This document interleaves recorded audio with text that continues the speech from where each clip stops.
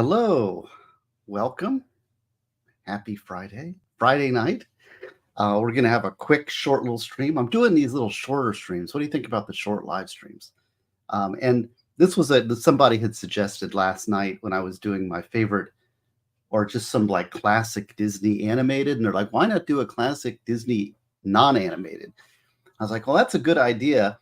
And then I made my little list, and I thought I had all of these on the shelf, but I don't have all of them on the shelf.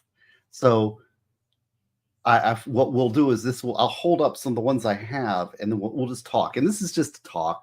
There's no ranking here. I should probably do like top 10, greatest Disney non-animated. So, but it's just me. I'm just going to throw it out there, and we'll just talk. The idea is maybe you haven't seen all of these. And when I talk about them and tell you why I like them or what inspiration they had, maybe there's things that like you would tune in and say, oh, you know what? I haven't seen that before. And I'll listen to it, right? And maybe I'll go watch it.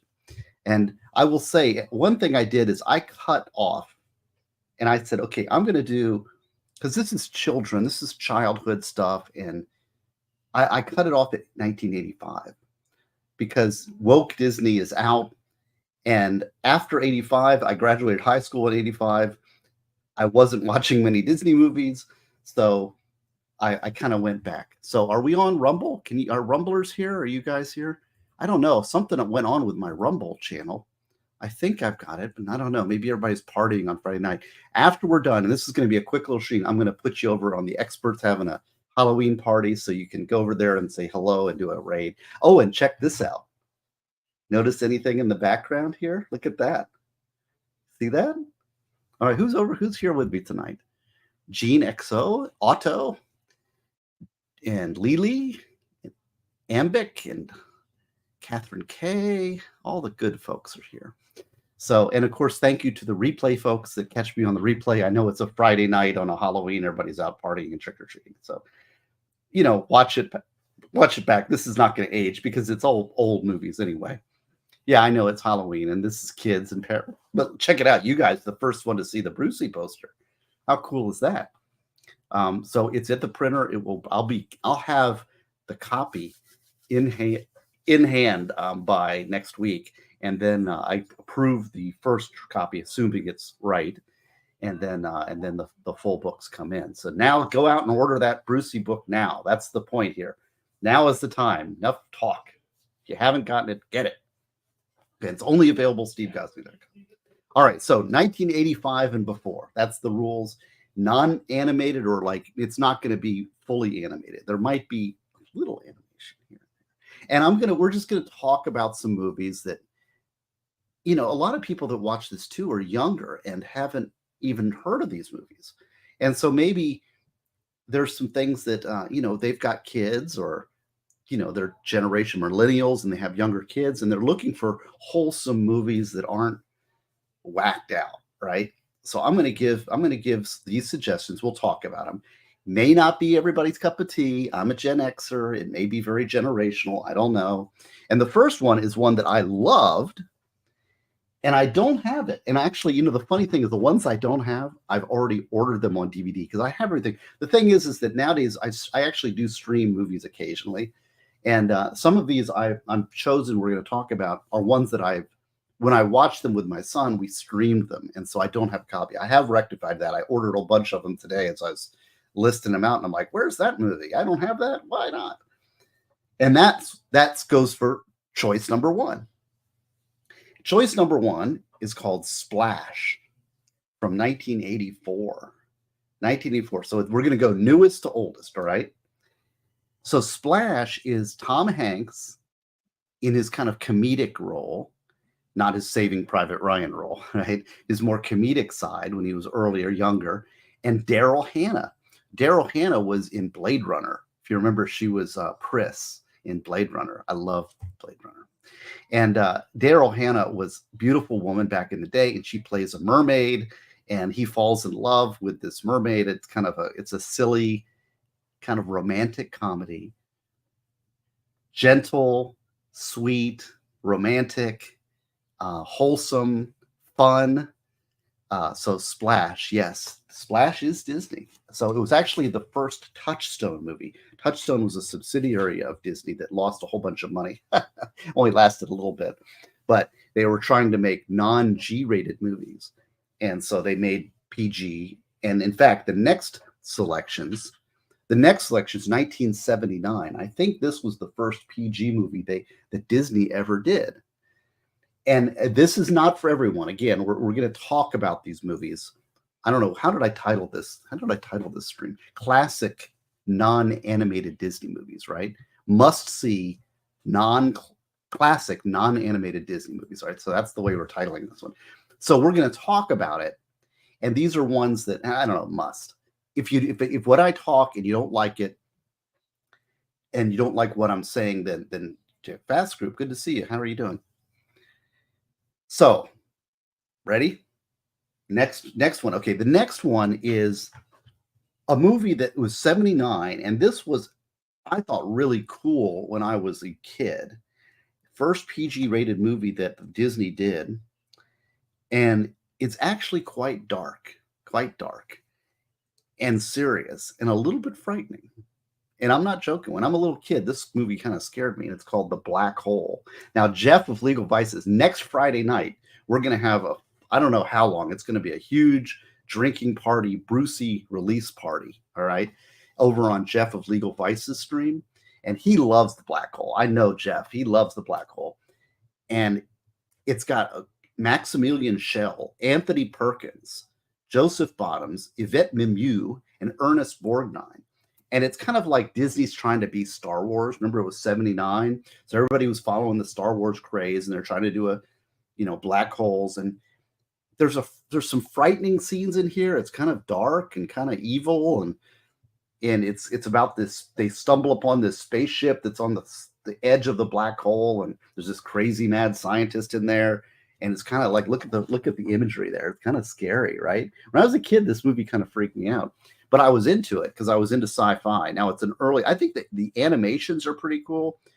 And the end scene, which I won't talk about too much, but the end kind of visuals, I think are spectacular. Now, maybe it doesn't hold up, but it's if you haven't heard of this, it's not a movie that gets a lot of press. I don't know if it was a big hit or what, but it was quite a epic sci-fi movie back in the day. It's probably a little slow for you younger generations with the little texting things. But Cowpoke, you see, you're a slowpoke, not a cowpoke. And Wim is here. Good to see you, Wim. So Black Hole, if you're into sci-fi and it's a little dark and it's a little slow, but interesting movie, Black Hole. Okay. And along those lines, similarly, these are kind of grouped together, right? Another dark Disney movie that I think this was the PG movie. This was 1981. Okay, whoops, I'm a little out of order. So this one I'm out of order now. All right, already screwed it up. It's called Dragonslayer. Look at that, the Blu-ray. And Dragonslayer, it's kind of it's straight down the line, classic dragon movie. Where they want to slay the dragon's evil. It's you want to slay the dragon, and they go through a little adventure. Pretty dark, and there's some pretty dark scenes in it. I mean, there's the virgin sacrifice scene that I will say had such an impact on me that I actually it's the opening of my fantasy novel that I'm working on. That's a long-term project, and that when I was a kid, that scene really was crazy. And I remember it, and they had this puppetry dragon. I will say, I love real world effects like puppetry. Why don't they have that more? Everything's computer generated. Computer generated is not always the best option. And this dragon was so well done. The dragon in Dragonslayer, big thumbs up on the way they put it together. So it's straight, if you like things like Willow and you like things like, I don't know, what's some other, these kind of fantasy movies, try Dragonslayer. It's different. I'm saying this maybe must see. I don't know. For its time, it was something. Childhood. Maybe this is because I remember it as a childhood, it had an impact. Okay, now we're going to get into again, well, I'm going back now. We're going into the 70s, the mid 70s, and I'm going to go with there's like 3 movies, but this one will stand in for the other 2. There's a collection of these movies that are very. Now this is completely different. Hold on a second. Shucks. The next one is back in the day, Walt Disney would do live action movies. They do live action movies that were fun and sort of silly and light, and they weren't everybody wasn't looking for the blockbuster. You got to understand, Jaws came out and it was the summer blockbuster. Before that, there was kind of production line movies. Oh, there's Jackson. He wants in. Should I let Jackson in? Did you hear him scratching on the door? Did you hear that? Okay. Fast group. Yeah. So fast group's funny. I was so involved in working for a living. I have no idea what you're putting up, right? So they would put out, so pre-Jaws, there were these production line movies. So they'd have the studio and they had actors and they'd put out a bunch of movies and let him in. Okay. Scratch. Come on, Scratcher. Jackson. Oh, well. He's out of the... Isn't Brucey looking good there?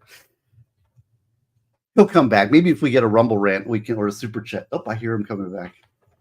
Jackson. Jackson.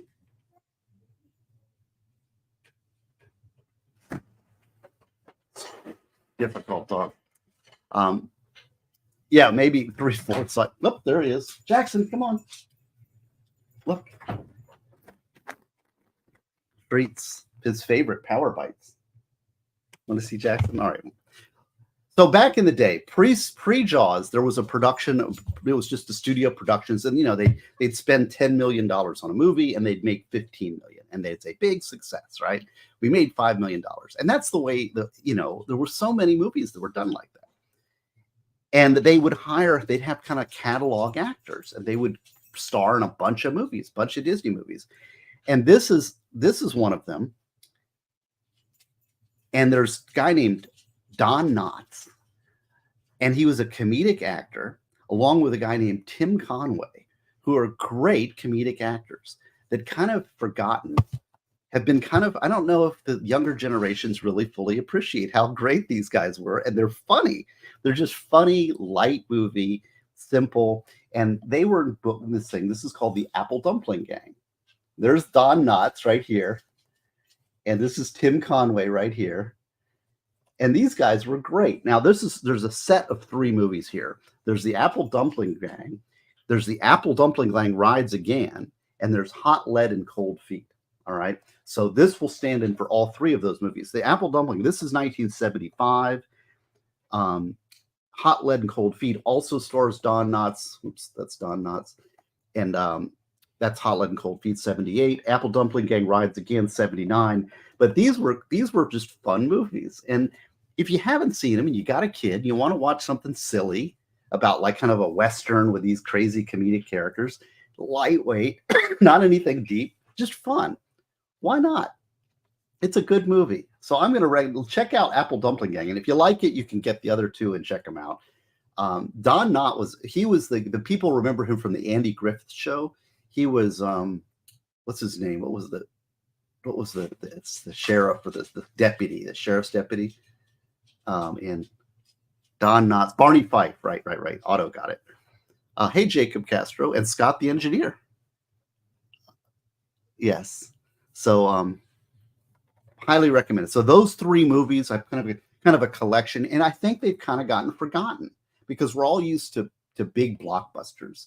And there were some good movies. It's just light, nice entertainment, fun movies that are worth watching. Okay, so that's that. Now here's another movie that fits in that 77. Hey, up, ex-sub guy. Good to see you. And this one, when I was a kid, I loved this movie. Oh, Jackson, how are you? What, you want a treat? Nobody wants to give you treats. Here, you can get up here though if you want. You want to see the movie? Okay, this is Jackson, not Brucey. Brucey's over here. This is the new cheat suit Jackson. He's part Ewok. Aren't you part Ewok? Okay, this one was a big movie. When I was a kid, I really related to this one. and it's called it's a little bit of animation, so I'm cheating a little bit. Pete's Dragon. Pete's Dragon with Elliot, the big dragon, and they had the lighthouse and this little kid, and he's got the evil family that wants to capture him. And there was these guys, these silly carnival people that wanted to have the dragon. Money, money, money by the pound. I love this movie. When I was a kid, something a little sad about it, about the husband who's lost on the ocean, and it was just, and he had this imaginary dragon, and nobody believed him he had the imaginary dragon. So is Steph the alternate here? Hey, Steph, good to see you. Check it out, Steph. Look up here. Brucey, by Brucey poster. So Steph's going to be on with Jeff and Legal Vices next Friday, right? To do the official launch of Brucey the One-Eyed Wonder Dog. So Steph, don't jump ahead. We're going in reverse order. She's so hard to control. This is the thing. This Steph, she's a lightning in a bottle. All right. So Pete's Dragon was really nice and sweet and a little sad about the orphan boy, about Elliot the dragon. All right. The next one, and this is the next one. Now that we're going back, we're going further back, early 70s. And this one, maybe this is another thing that's gotten forgotten. And yeah, Steph's, no one can control me. Yes, I understand. You're a force of nature. Thank God for Steph the alternate. She got Brucey. Look, you're part of this book, Miss Steph. Brucey's right up there. Now, these two movies go together in sort of an odd sort of way. And it's basically just a window in time. Now, when your kids recognize, kids have different eyes than older folks, right? So when you're looking at it today, you're going to be like, this is silly and this is crazy. But I loved these movies when I was a little kid, and I showed them to my son when he was a little kid, and he still loves it. Now we watch it back and you're like, oh, this is terrible. But when at the time, it's super cool. And that's the first one. This I've got one and I don't have the other, but The World's Greatest Athlete. It's a live action. These are non-animated. And it was Jan Michael Vincent, and he was in Airwolf. Do you remember him? This guy here? And it's kind of crazy because he's like, they go to Africa and they find this Tarzan kind of character and they bring him to America, and he can do anything, and it's just silly. And he's this great athlete, and the coach wants to have him on their, as their greatest athlete. So silly movie. Looking back, it's absurd, but it's a fun movie. Jan Michael Vincent does a good job. There's another movie, though, that I would recommend over this one that the funny thing is when I got this, I tried to find, I know I had it, but I didn't. I had it streaming, but it's better than this one. And it's a companion piece, and it's called Strongest Man in the World. Has anybody heard Strongest Man of the World? Yeah, okay, ex-sub guy, you just nailed it. I was going to say, do you remember the old Kurt Russell Disney movies? Yes. Kurt Russell was in a show called The Strongest Man in the World. And that was I love that. And they had this cereal, they had the formula in the chemistry lab, and they eat the cereal and they get super strong and they're lifting huge weights. It's ridiculous. Maybe I like Strongman because of that show. I don't know. But when I was a little kid, I watched that in the theater and I thought it was great. And I watched it with my son, and he thought it was great. And Kurt Russell's great. Kurt Russell's great in it. If you like, Kurt Russell is a great actor. He is wonderful. He's been in so many good. He's kind of overlooked for some reason. Snake Plissken. He's in The Thing. He's in Escape from New York. He's in Overboard. He was in the new Marvel movies. He's in these old Disney movies. I mean, he's been on a lot of stuff that's all really good. The guy is a pretty good actor. I mean, he's very versatile, comedic actor, serious actor. So I think Kurt Russell's a little underrated. So yes. So check out Strongest Man in the World from 1974. And if you like that one, do that one first. If you like that one, then check out World's Greatest Athlete. Again, maybe it's for young boys, in their 8 to 10-year-old range, but you never know. Maybe you've got one of those. Okay. So that's the next recommendation. Okay, then now we're going to get into the 60s. And this is one that people might forget. People probably have. the thing is they remake everything now, and the remakes are not as good as the originals. Sorry, they're not. Very rarely are they better. The Thing was a remake, but The Thing was better, but that's a different world. And that is Jackson. He's licking. This is his defense mechanism. When he doesn't want to be held anymore, he starts licking. This is Jackson. Are you licking? You licking? The next one is called The Love Bug, but a lot of people know it as Herbie. Herbie the Love Bug. And then there's a series of, there's like 4 movies. Herbie the Love Bug, Herbie Rides Again, Herbie Goes Bananas. There's like a series, there's like 4 Herbie movies. And you can get them all on DVD for like $7. All right. And I just reordered because I didn't have it. We watched it streaming when we were kids, right? And it's about a VW Beetle, and they make it a race car, and it talks and it moves around, and it's silly. Yeah, okay. See, Wim. So we got some fans and generations. Yeah, Herbie was a cute little movie. Now, at the time, it was very charming. And I would recommend, if you got little kids and you want to see a charming little movie that's G-rated, that's not going to be offensive, that's a throwback to things that when it was a little more wholesome and we don't have politics and everything, check out the Herbie movies, right? Okay. Now let's keep going back. Okay, now this next one, where is it? Okay, this to me is the best. This is the must-see movie of all of them. This is the best non-animated Disney movie, and there's a little sneak of animation in it. But this one is classic. I've watched it over and over. I liked it as a kid. I liked it as an adult, and it's a world classic. It's a must-see. If you haven't seen it, you need to go see it. What am I talking about? This is the number 1 on the list, but I'm going reverse date order, so this one here. Does anybody know what I'm talking about? I'll give you the date. 1964. 1964. And the great, and I say that very rarely, the great Julie Andrews and the great Dick Van Dyke. And of course, what are we talking about? Mary Poppins. Mary Poppins is great. Holy cow. And I will tell you that Bert, who's Dick Van Dyke's character, they know in Prepare, and I always talk about my friend Derek. My friend Derek, and whenever I watch Bert and Dick Van Dyke do Bert in his silly accent, and Steph, what is your commentary on Bert's accent, his London accent, his extreme crazy American trying to do a British accent thing? I'd like to know what Steph thinks, but I loved it. It's a caricature, it's fun, but my friend Derek, or Bert, always reminds me of my friend Derek. He has that wholesomeness, that love of life, that happiness, that joy, and just sort of, and Derek used to love Mary Poppins. And so we used to talk about it, and he used to make impressions. So it even made, and he used to wear the bow tie. And so I was always a big fan of Mary Poppins. And this is the class. This is great. I mean, come on. Who cannot like this? Now, I do say there are some little animation bits, but Spoonful of Sugar, his accent is fun, but it's not Cockney London. Yeah, exactly. So Steph comments on the accent. I get it. I understand, but it doesn't matter. It doesn't really matter. We love Bert. It doesn't matter if it's off or not, right? It's Dick Van Dyke at his best. Good guy. Best movie on the whole list here. But one of the reasons I included it's not animated, it's Disney, and it's a must-see. Cool? Top of my list. All right. Let's go back a little bit more.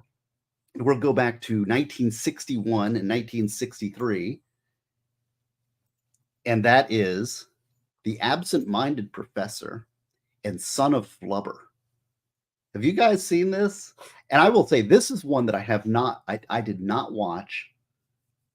Yeah, England is fake. They sound nothing like Dick Van Dyke. That's funny. Dick Van Dyke was at Disneyland last week? Really? He's still got joy in his heart. He makes me happy. Eva, worst British accent ever. All right. So Absent-Minded Professor and Son of Flubber it's an older movie, and they have this car, and he makes this thing in the car. It's Flubber. They remade this. I think Robin Williams remade it. But again, go back to the original and check out what Disney did with the original. It's live action. It's fun. It's simple. It's G-rated. Kids will love it. If they haven't been corrupted by technology in our crazy world, maybe a little escapism back into the past great of Hollywood, Disney, back when Disney was great, before they've gone nuts. Right, Jackson?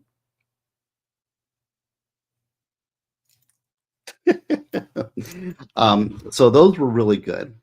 Now here's another one that's okay. Stop it. Okay. 1960. Okay. Now this one is not very. I can say of all these movies, this one is probably the most ridiculous that I'm choosing this. But there's reasons, and we'll talk. My hair, I'm a bad hair day. Happy Friday, everybody, by the way. Happy Friday. And we're going to go party over on the Experts channel after we get done with this. And next Friday, Brucey release party, I will have a book in hand to show y'all, and you guys can go pre-order it now, stevegosney.com. If you're watching this, you like Disney movies, you got to have kids, you got to read Brucey with your kids. All right, so this one's not very good. Not a good movie. But there's reasons, and let's talk about it. Swiss Family Robinson, okay? If you watch this back today, it's absurd and ridiculous. Absurd and ridiculous. And why is that? Because you have a family who shipwrecks.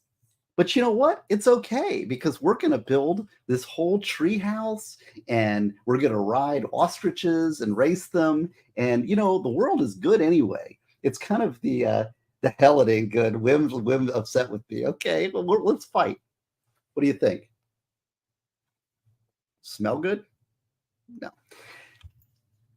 It's kind of plays to the fantasy of every American that they want to go to the island and build their little house that's completely self-sufficient, and the world is great, and all they need is them in their house, right? And then the pirates come, and it's a crazy mashup. Now, one of the reasons I love this movie, I'm not saying it's absurd. The concept, when you wrote in a book called Prepare, and you know what the realities of survival is, it's a ridiculous movie. Okay, fair enough.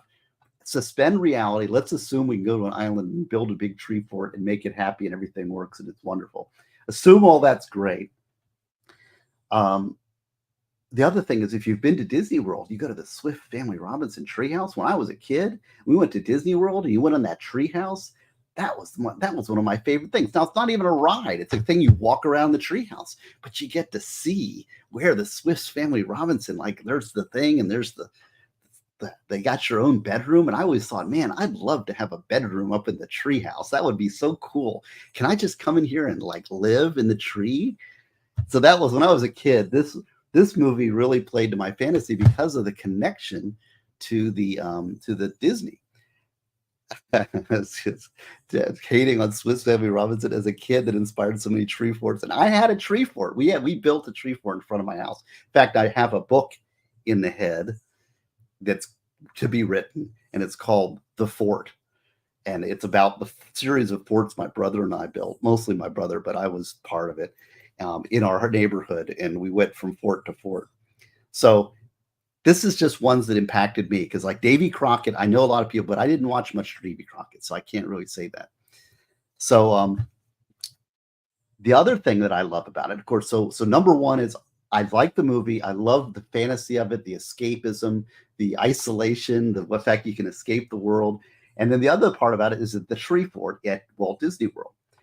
But here's the other thing, and people, here's a Gosney story you all haven't heard before. I've never told this before, but one of my,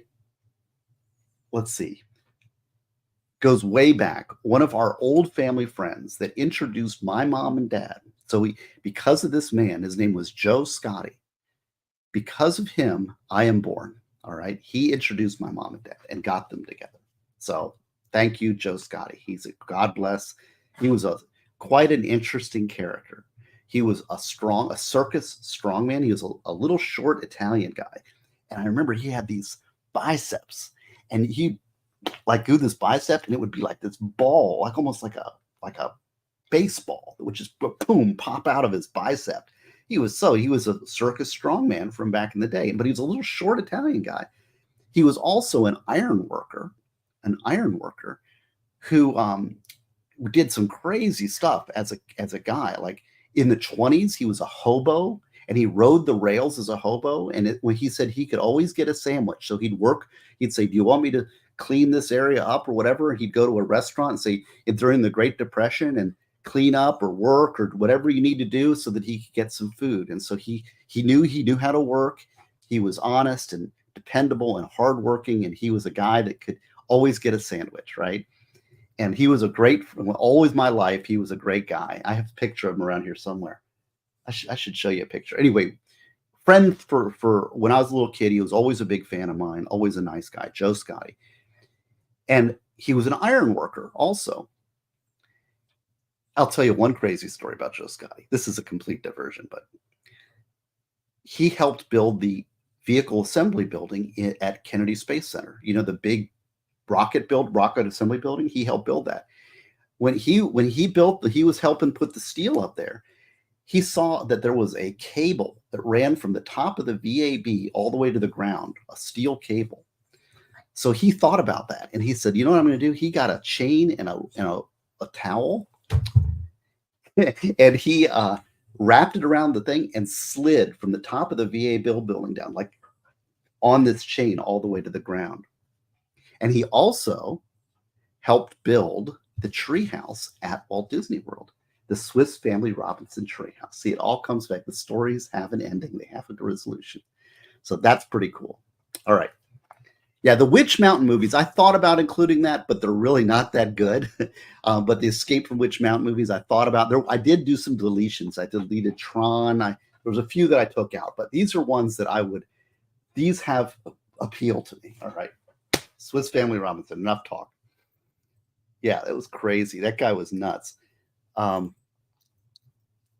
Yeah, right. Well, ex-sub guy, you didn't see the black hole was on the list. All right, let's talk about the next one. Okay, the next one I don't have, but it affected me as a kid. And I don't have it, and you'll know why I don't have it, because I didn't subject my kid to it. However, when I was a kid, it was a great movie, had a huge impact, and maybe that's why you're getting Brucey the One-Eyed Wonder Dog, and Jackson is here, ready to eat treats. Whoops, no, ready to be put down. That's Old Yeller from 1957. Old Yeller is a great movie about a kid. Now, we're only going 1985 and before, so no Pirates of the Caribbean. Old Yeller, great movie about a boy and his dog and about growing up. Very sad. And that was quite a wake-up movie for me when I was a kid. Seeing Old Yeller, I mean, of course, it's almost a cliche, isn't it? But it affected me. So I don't know. Was it a good effect or a bad effect? Did you all have a Old Yeller moment? I don't know. We all love Old Yeller, don't we? Okay. So I'm just going to talk about that. Now, here's another one. And this is one I think I talked about. Disney used to re-release these things in the movie theaters. And this is one that is also great. And it's from 1954. 54.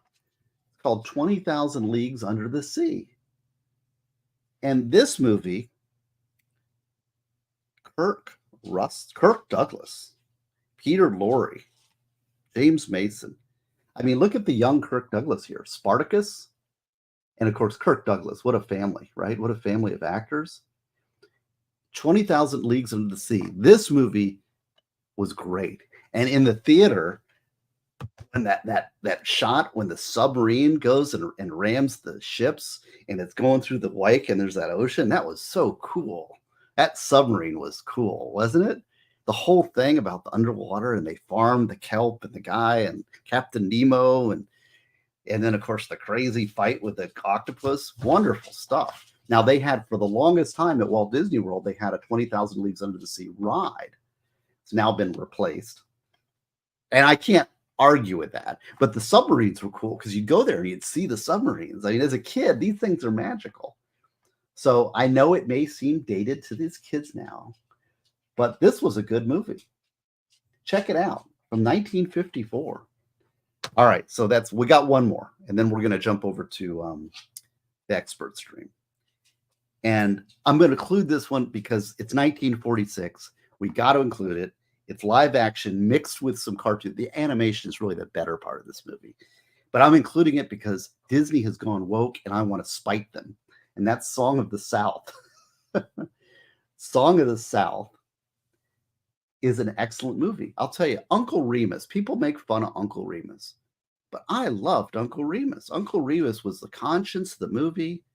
Great guy. And, why do we, and Hattie McDaniel was in it. She was in Gone with the Wind.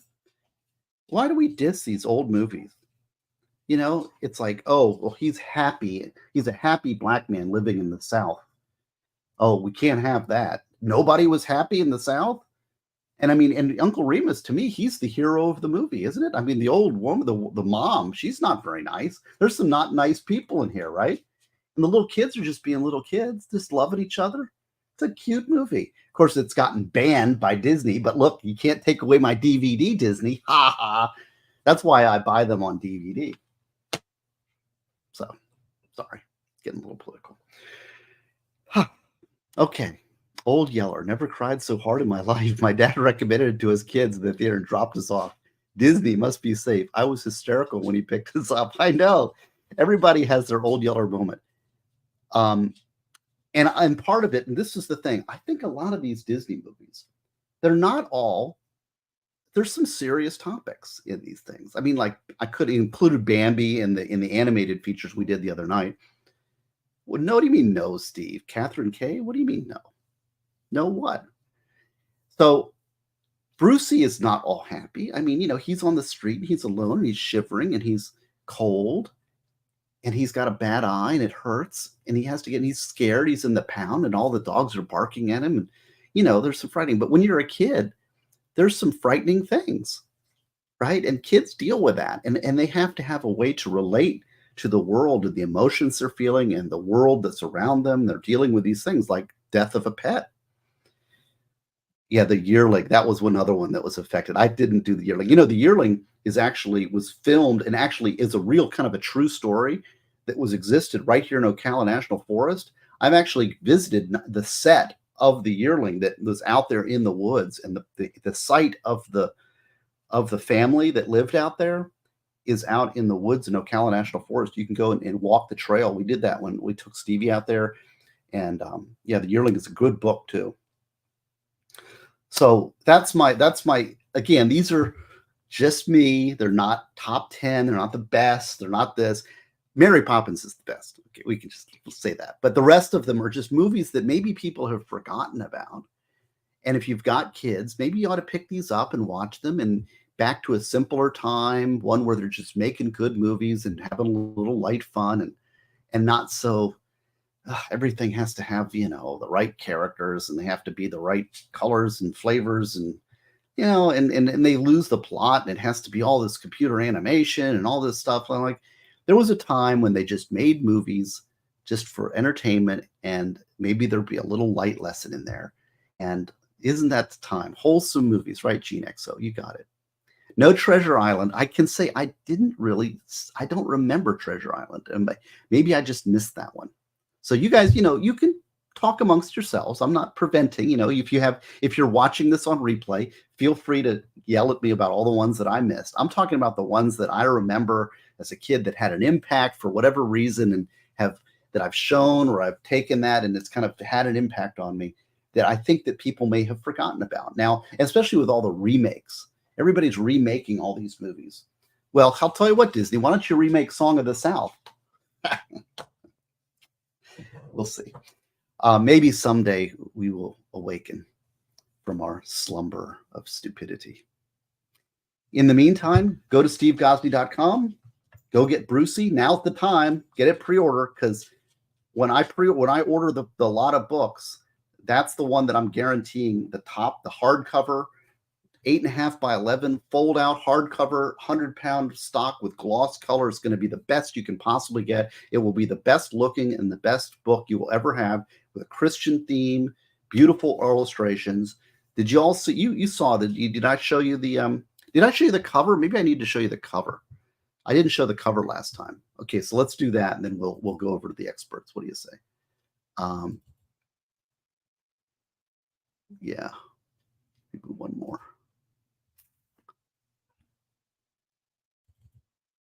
Okay, so here,